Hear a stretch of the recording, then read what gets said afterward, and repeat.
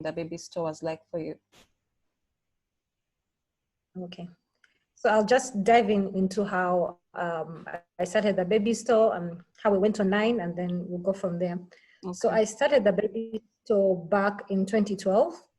And incidentally, I started it first on Facebook. I was just trading majorly online on Facebook. I was, my stock was in the cupboard and I was, delivering it. And then it ramped up to such a scale that we needed an actual physical location. So I partnered with a couple of other ladies, Lydia and Joanne, and we got a physical location at Naluwiga, one of the malls in town, Naluwiga Arcade. And once we started that, we did the physical store for 2 years, but then it got a bit hard to run because both of us were busy. One of the business partners was abroad. The other one had an expanding family. I was busy with school and work. So we kind of let it, it was almost running itself. But you can't trust your staff, and you have to give a business a lot more time than spending it across so many, how do they call it? Spreading it across so many things. So after 2 years, it wasn't doing really well. We were putting in more money than we were getting out, really. For like 6 months, we were basically just supporting the store. We were paying rent. We decided to take it down and stop the business. But to stop the business, people kept still ordering on Facebook. We kept getting orders on Facebook, and I decided, okay, let me build an online marketplace. Let me build an online store for this baby store, because just selling on Facebook wasn't enough. So built a website, and then that quickly ramped up in 2014. So we had the website, and it did really, really, really, really well. I was selling from Kampala, I was sending goods all the way to Rwanda, I was selling goods to Tanzania. And because the overhead of rent and staff was removed, the return was a bit higher. And then in 2019, we actually just sold off the baby store. So it's currently being owned by another company. We sold the virtual assets. That is the website, the Facebook. It had grown into a huge entity, and that is what I sold. So currently now we're just focusing on Zimba Women, and we've opened a Zimba Mat to help other women sell online. That has been my experience with e-commerce.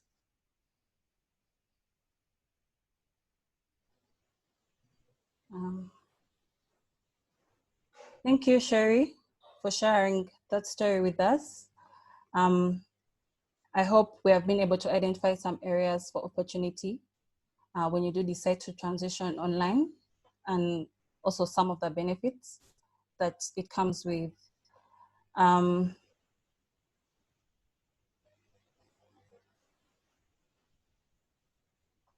Jeanne. Hi. Hi, how are you? Thank you for joining us. Okay. Thank you all for taking the time to be here with us. I know we don't take it for granted. So my name is Jeanne Nyangoma, and I'm the founder and CEO of a company called Jollity Healthy Treats. So I promote healthy snacking, and the reason why I decided to do this was because of my personal struggles with weight and my love for eating cakes and biscuits and all those things.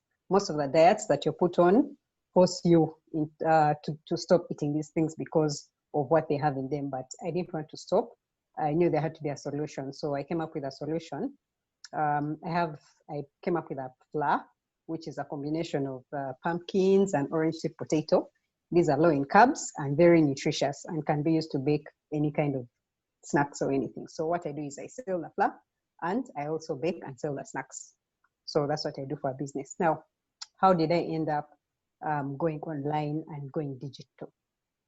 So I used to work in a corporate office, and I left my job because I was struggling with balancing looking at our kids at home and in office. So I needed to be at home. And because I wanted to have something to do, I started baking. Now, when you're working at home, it's close to impossible to reach a wide number of people. So I decided to go online. I started out on the basic, the common platforms like Facebook and Instagram.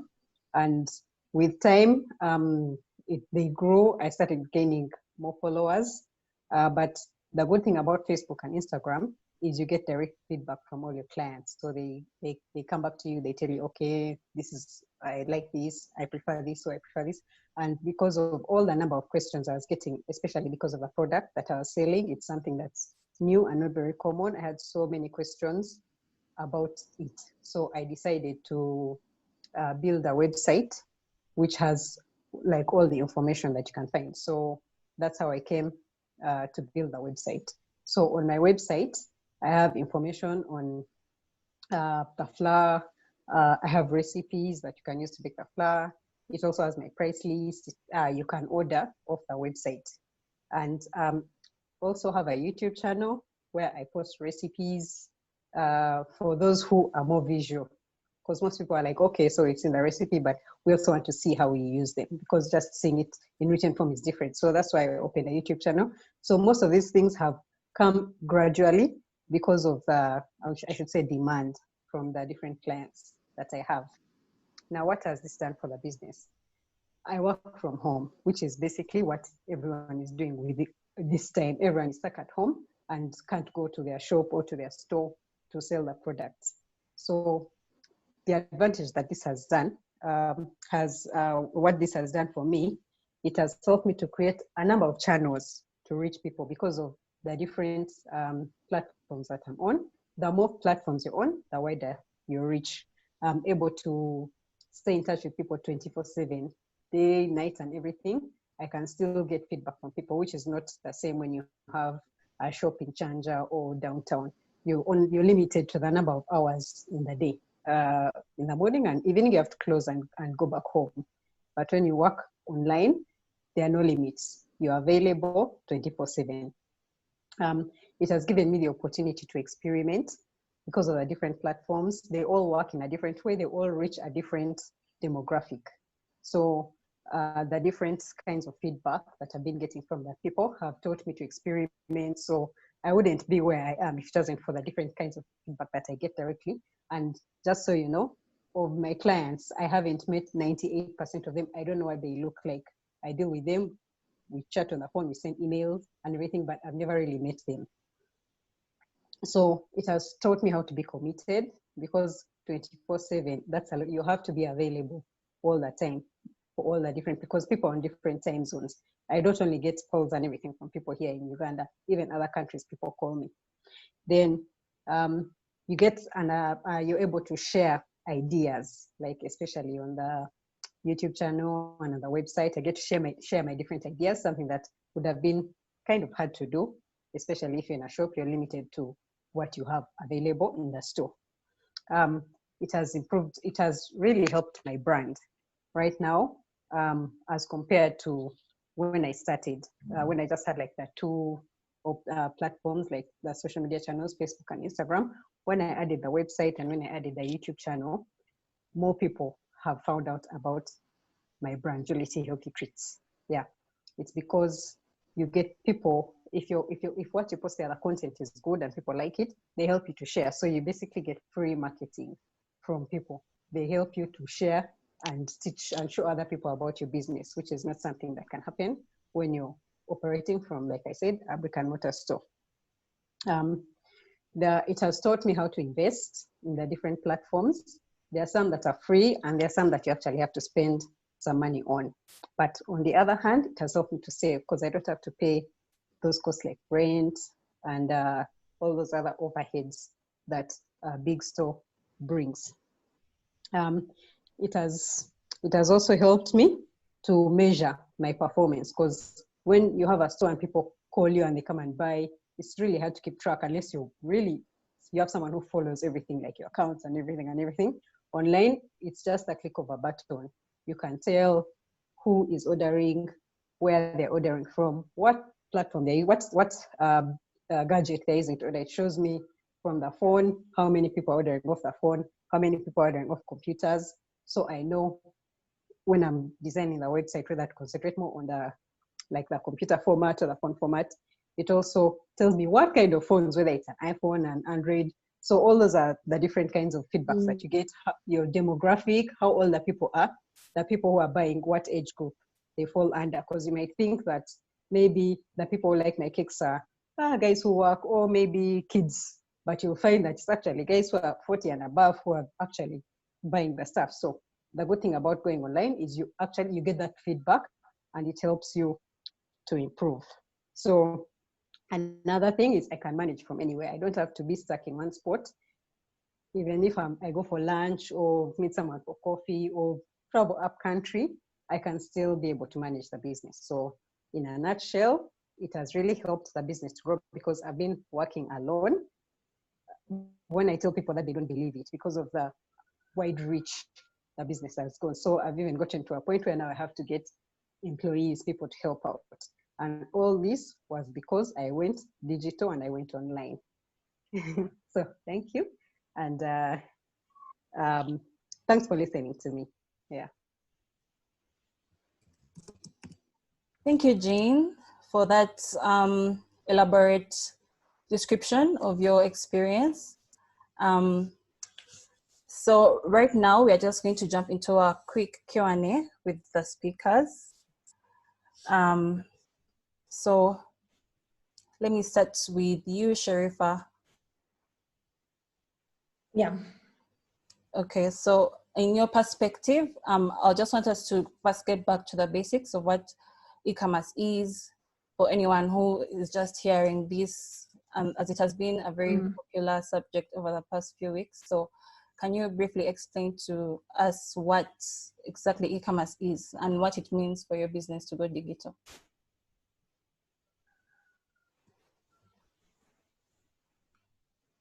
Okay.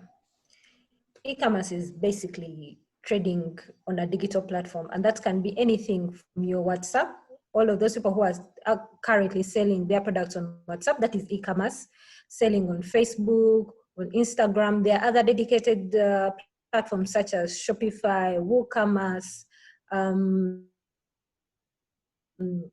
Recently now there's Facebook Shops, which is an integration between Facebook and Shopify. You can have your own dedicated e-commerce website that is built for just you. You can also have, you can sell on Twitter.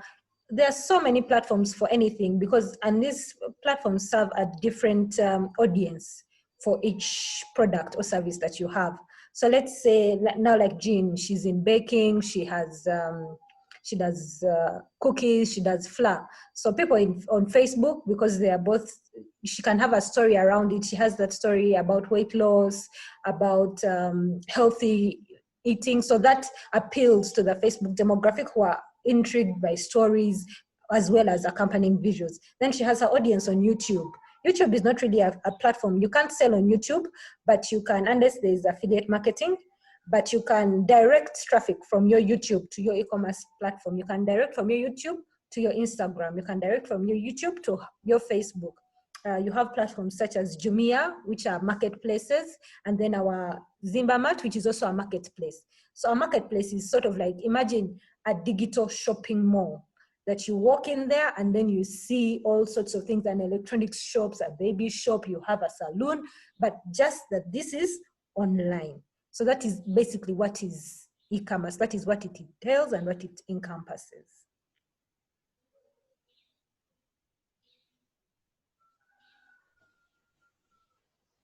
Okay, thank you, Sherry.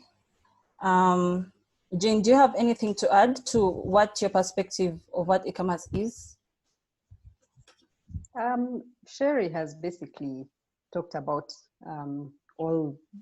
most of what it is about e-commerce. And the advantage of that is you actually, this is the best example of the benefits of e-commerce. When everyone was put under lockdown, because I was already online, my business didn't stop. Everything continued exactly the same way it was. Yeah, that's basically the advantage of e-commerce.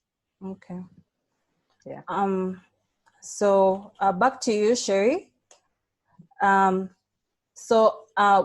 The audience might be curious to find out what triggered the transition. Like you mentioned that the baby store was initially a physical store. Can you elaborate on what sparked this innovation? So like, I guess the question would be, how can one identify opportunities for e-commerce?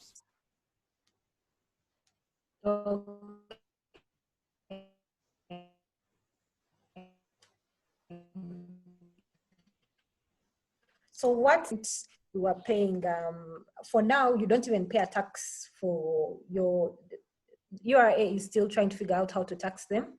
We were paying a KCCA tax. So you have a shop, you're paying rent, you're paying the people who sit in the shop, you're paying, there's a license, you're paying for garbage, you're paying for electricity, you're paying for water. So there were so many overheads. And remember, you're doing everything very manual, inventory, stock taking, it's all manual. You have to go and literally count and say, this is how much is left in the stock, this is what has been taken. You can't even keep track. You don't sit in the shop yourself, you can't keep track, you don't know what has been taken. You just have to rely on the person, on your attendant, to tell you this is what they've taken. And you just hope that she's being faithful and that's what they've taken and nothing else has been taken, and that she hasn't brought her own stock, because they also do that in Kampala. Someone brings in their own stock and they sell in your shop.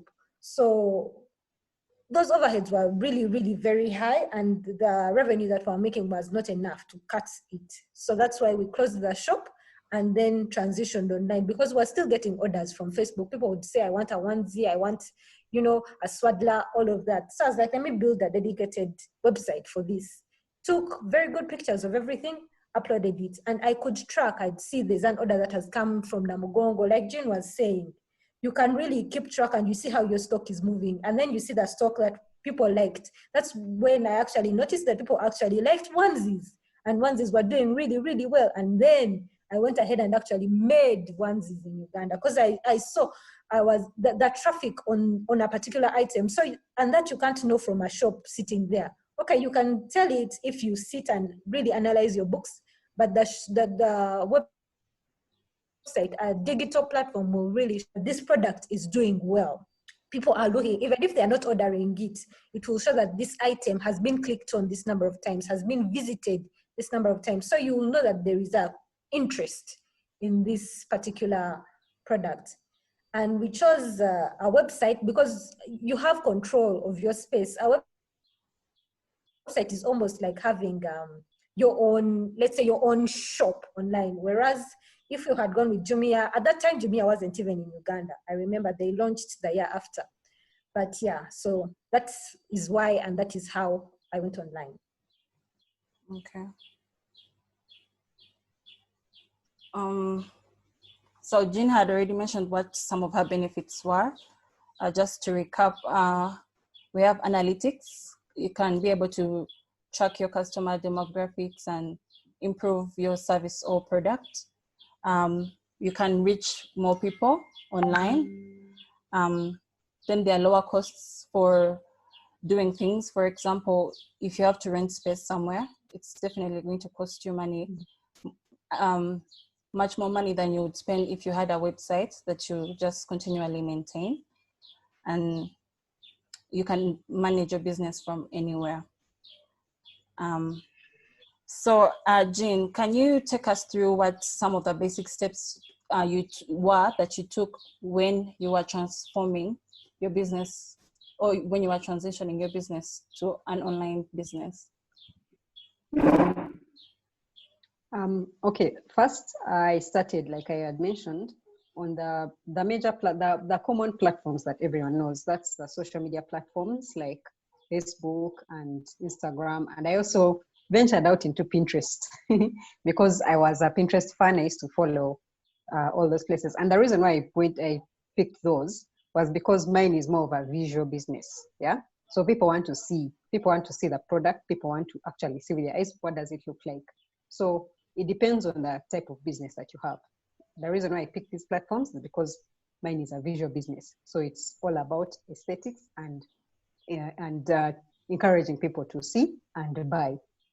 And like I said, the reason what pushed me into this is because I was at home. That's the reason why I left and decided to work from home, was because of the challenges that I was facing looking after kids and working. So if I had decided to go out and open a physical store, it would have defeated the purpose, because I would still be away from home most of the time. So I wanted something that I could do at home. And when you're stuck at home, it's very hard to reach people. So going online was a given. It was something that I had to do. So what led me to build a website was because of the number of questions that I got, so many people asking so many questions that I honestly got tired of answering, because different people would call me with the same question. So I'm like, but why am I spending my whole day answering questions when I could use this time baking or working on the product? So that's why I started the website. I didn't build it myself. I got someone. I actually met her at one of the Zimba meetings, one of the annual meetings that they had.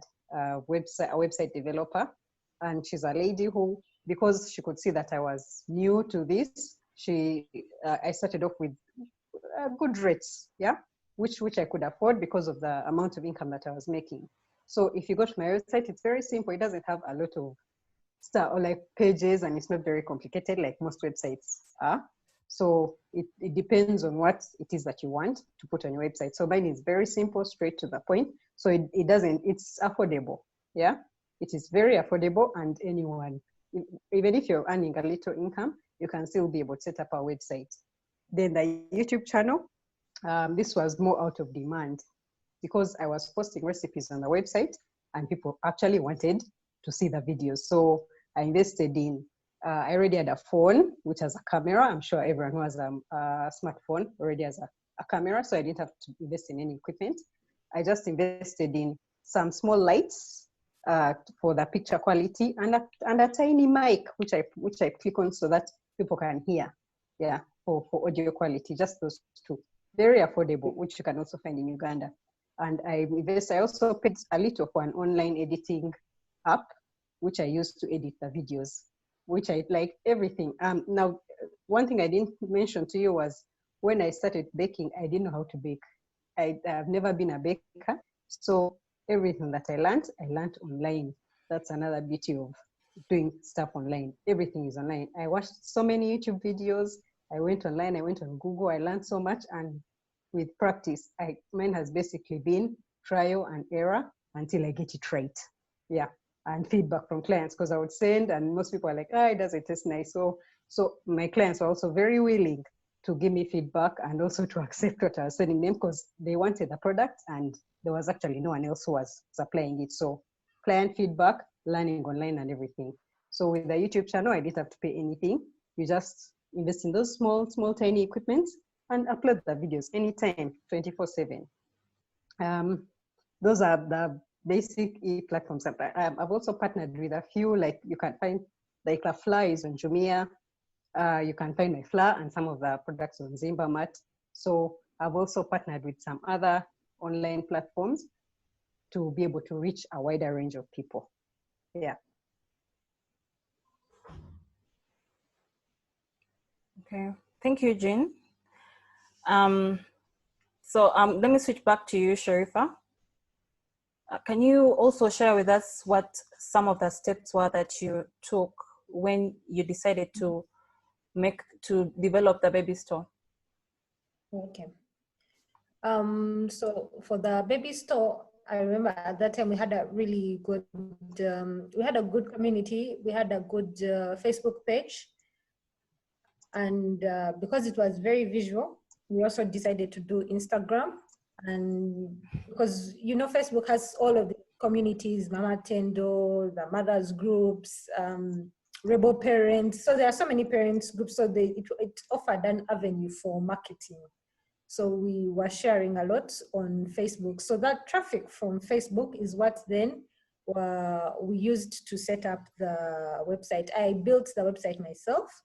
I'm a computer scientist, so I was able to build it up really quickly and get it started. I took the pictures myself. I remember I used Picasso editor to edit the pictures, because online, and something that I really want to emphasize for everyone, the picture quality is very, very, very key. It will affect everything. It will affect how people respond to your product. And it doesn't matter whatever you're selling, even if it is underwear, even if it is food, please try and make sure that your pictures are crisp.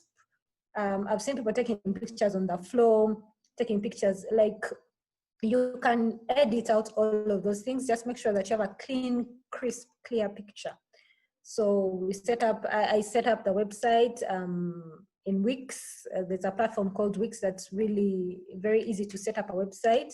I paid for hosting, I bought the name. And also another thing, another experience that that people have to keep in mind is that you have to be, because you're online, and don't think that it is just Ugandans who have access to your website and to your Facebook and Instagram. The whole world has access to it. So you have to be aware about copyright infringement. So do not go and copy, start selling. So let's say you make lipstick in Uganda, and then you you make Kylie's lipstick, and then you sell it online. I assure you, you will receive an email from Kylie Jenner saying, why are you selling my lipstick with my brand? So you also have to be, those are some of the things. I remember I designed my logo online.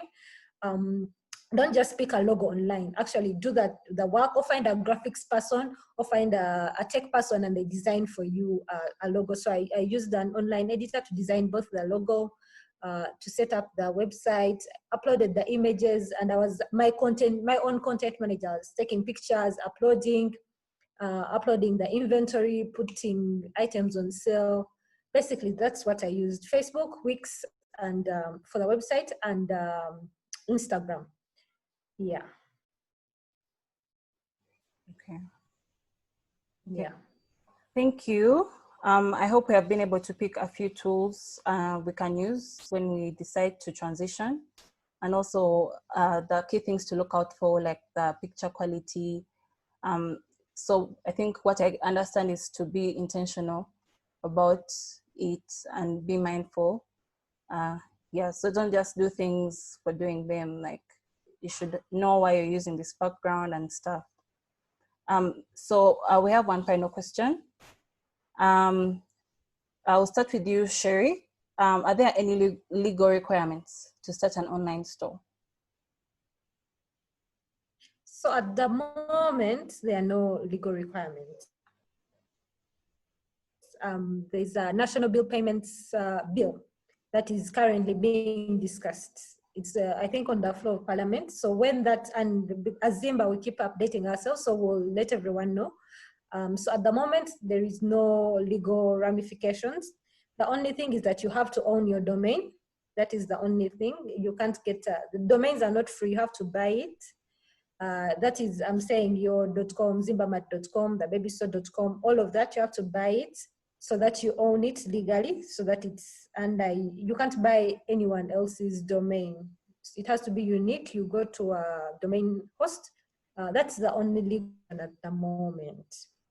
Okay. Yeah, but you have to be, you just have to be aware and keep cognizant of the fact that you have to be very careful, because online it is now multi-jurisdiction.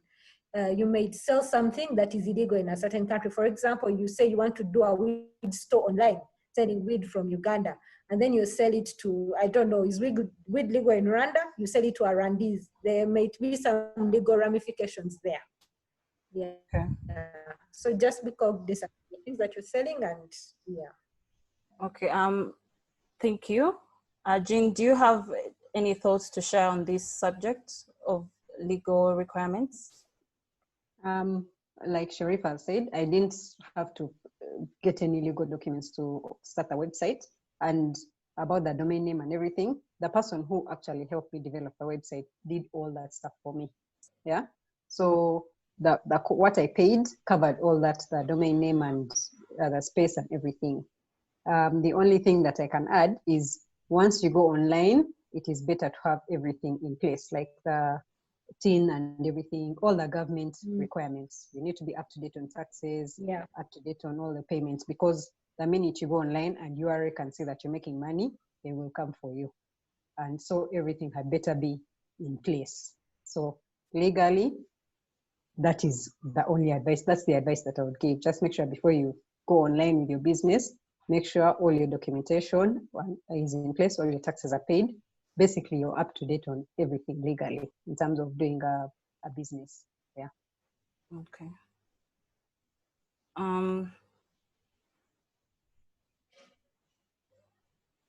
Similar issue in the past when we first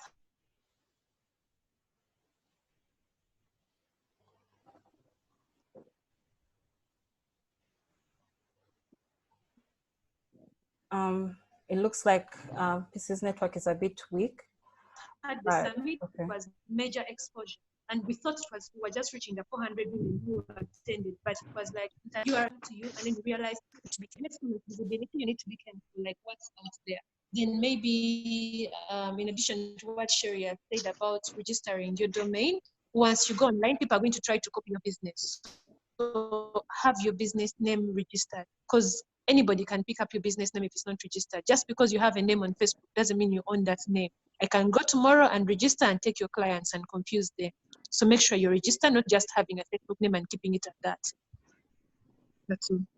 Okay. Thank you, our speakers, for your submissions. I hope it has been helpful for everyone here. So let's quickly jump into the Q&A. I'm just going to read the questions. So we have a few minutes left, but let me start with this one. I think this would be more suitable to first ask Sherry. You are a developer, so someone wants to know what it costs to have a website.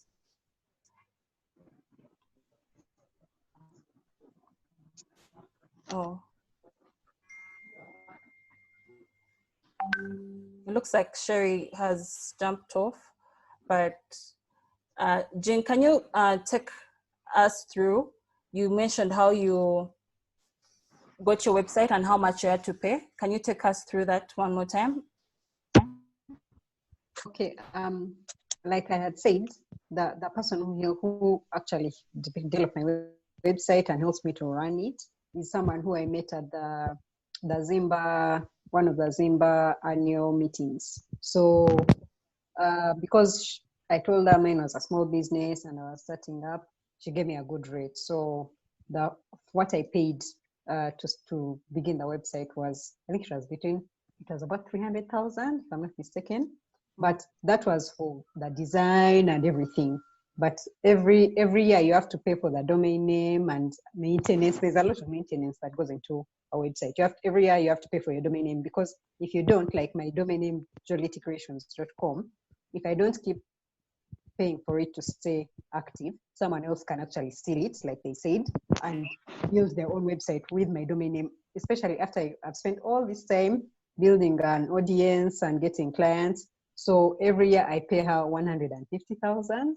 That's how much it is.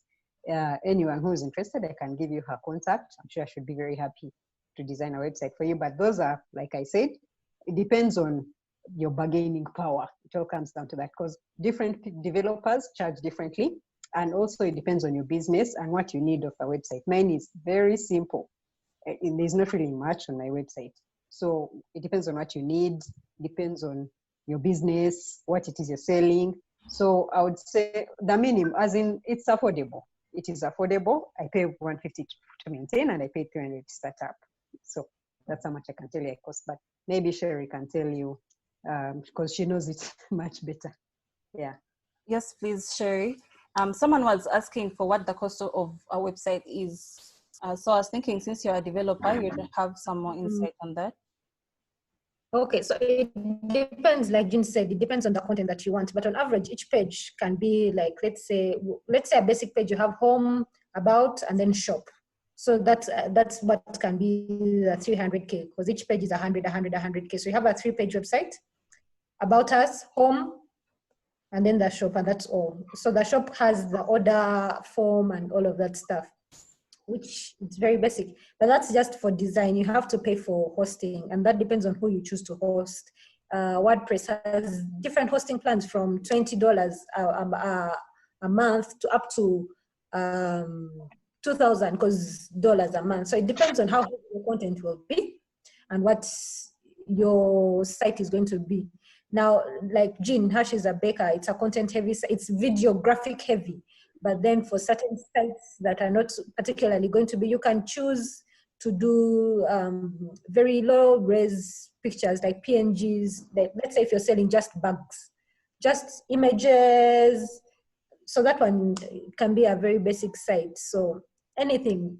But when you think about it in terms of how much are you spending for rent, that's the price that I always ask for. You are paying 500K a month for a good shop. What does it take from you to spend 2 million to get a very high-end, fast, dynamic website that, you know, immediately someone opens, they're really impressed and things like that. So really, it can suit any pocket. And if you don't have money for a website, there are other, you can go to the Zimba Mart, you can go to Jumia, have your things there until you get enough savings, enough money to have your own website. If even those you can't do, sell on Facebook. It is free. Just put your picture there. Yes. Yeah. Okay. I hope that answered your question, Kerabo and Ted. So another question here. So I'll direct this to Jeanne first. How did you manage distribution and payments? Did you ask clients to pay before seeing the product, or you pay before delivery? And what has worked for you? Okay. Now, because I've been in business for maybe now like 3 years, as the business grows, you get more clients, and some are return clients and some are new clients. So in terms of, I'll handle delivery and I'll handle payments as two separate points.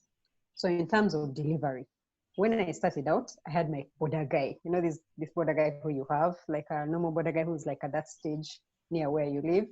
Anytime someone makes an order, you call him and you're like, hey, come, Django, I give you the thing, go and deliver to here or go and deliver to there. So that's how I started out using a border guy.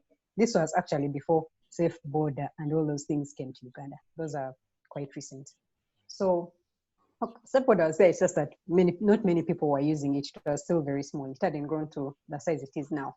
But now the disadvantage with that was those guys, you know how they operate. They don't keep time. They have excuses. They can disappear with your product. Yeah. So managing them became an issue. So I decided to go a bit more professional. So I started using Safe Border as a delivery option. Now, the good thing with Safe Border, I was able to track. Like, I would know this guy he's picked the stuff, where he's reached, whether it's been delivered or not. So every time I would get a notification that it's been delivered, I would actually call the client, find out, have you actually received the thing? Now, Safe Border also became kind of inefficient, especially during this time. You know how they can be. You call them, then when you tell them, turn here, what, they cancel. And you saw I was getting many cancellations, which became extremely frustrating. Then I found out about another delivery service, which is called Pink Tie. Now, Pink Tie does distribution around Kampala. So I kind of signed a contract with them. So the way my business operates is you order the day before and the next day I deliver. So when I get the orders, I call them and let them know, okay, tomorrow I have deliveries to this place, to this place, to this place. So they gave me a price list of the different areas of Kampala and how much it costs. So that became easier to manage. It's more straightforward. So right now I work with Pink Tie. In terms of delivery, that's how it is working now. It's now very efficient. We have an agreement. We have our set prices. And yeah, now in terms of payment, when I was just starting out, because, you know, you're trying to get clients, you're trying to be nice. Most people tell you, oh, you know what, you send me, I'll pay you. Yeah. So because, you know, you're growing a business, you want to be nice. I used to bake. Now I mainly bake cupcakes and cookies. So I would bake and then deliver to them, and some would pay. You know, some are like, okay, they'll send you the payment. Others, you would have to chase every day. You're calling and calling. They have stories. They even get to a point where they stop picking your calls. So I came up with a payment system where you send, until you've sent a deposit of at least 50%, half of the cost, half of the cost of the service. I don't even begin to bake. So most of my clients who deal with me, you have to send at least 50% in advance. And I have an agreement with Pink Tie.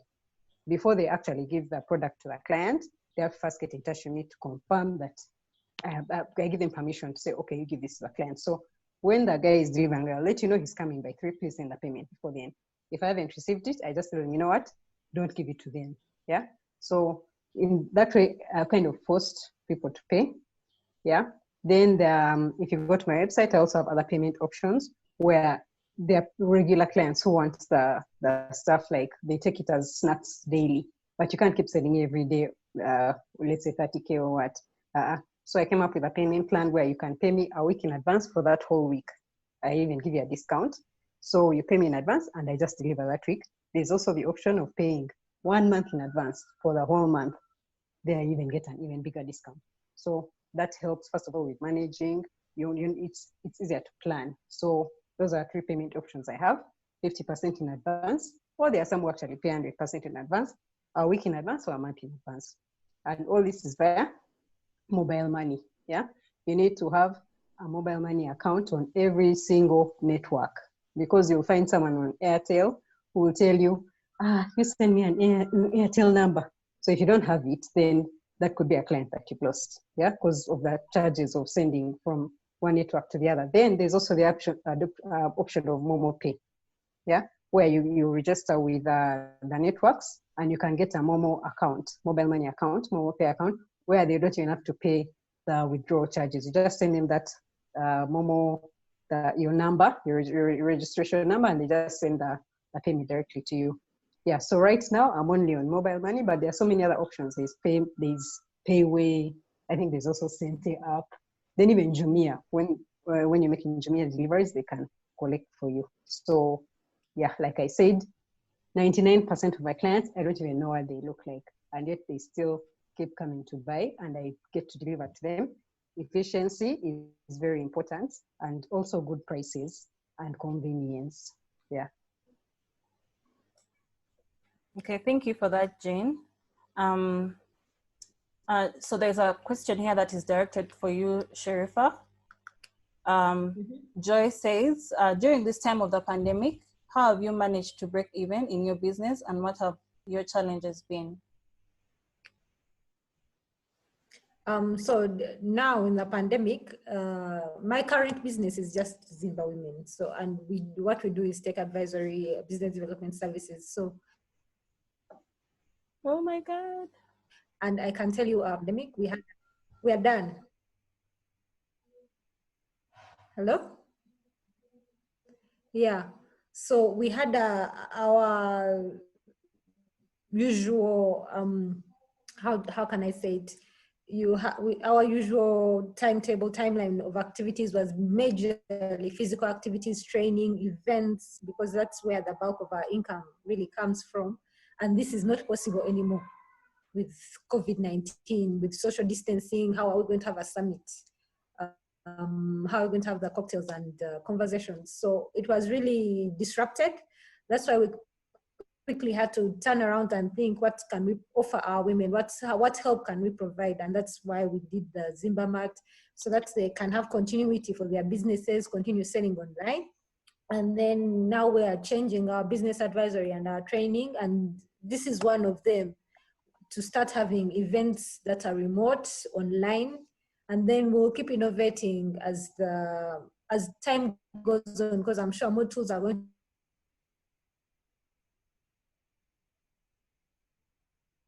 to be redundant. Have we broken even? Right now, no. Because, well, for example, you're in this webinar and it's free. I see people, they are charging for webinar. Pursue in the future, and also at a certain time we're going to definitely add a monetization element to the Zimba Mart as well.